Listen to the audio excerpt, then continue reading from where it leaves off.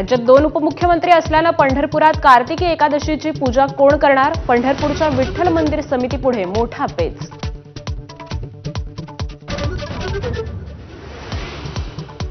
राज ठाकरेंनी बोलावली मनसे नेते आणि सरचिटणीस यांची बैठक. सकाळी 11 वाजता शिवतीर्थावर बैठक होणार.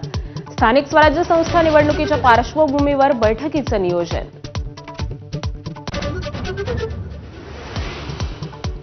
हैदराबाद गॅझेटियरच्या शासन निर्णयाविरोधातील याचिकांवर आज मुंबई उच्च न्यायालयात सुनावणी. हैदराबाद गॅझेटियरचा निर्णय रद्द करण्याची मागणी. एसटी प्रवर्गातून आरक्षण देण्याच्या मागणीसाठी बंजारा समाज आज मोर्चा काढणार. तर गोंदियातही आज आदिवासी समाजाचा भव्य मोर्चा. बंजारा समाजाच्या एसटी प्रवर्गातील आरक्षणाच्या मागणीला आदिवासी समाजाचा विरोध.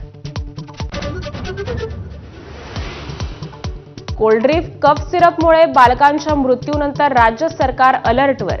मे 2025 पर्यंतचं कोल्ड्रिफ्ट सिरप मेडिकलमध्ये आढळल्यास अन्न आणि औषध प्रशासनाकडून टोल फ्री नंबर माहिती देण्याचं आवाहन.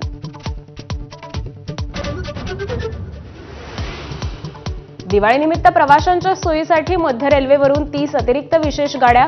पनवेल ते चिपळूण दरम्यान 24 रेल्वे तर लोकमान्य टिळक टर्मिनल्स ते मडगाव दरम्यान विशेष 6 रेल्वे गाड्या.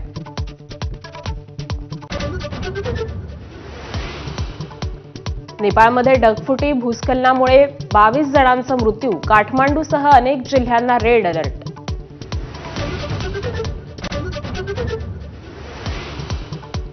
महिला वनडे विश्वचषकात भारताची पाकिस्तानवर 88 धावांनी मात.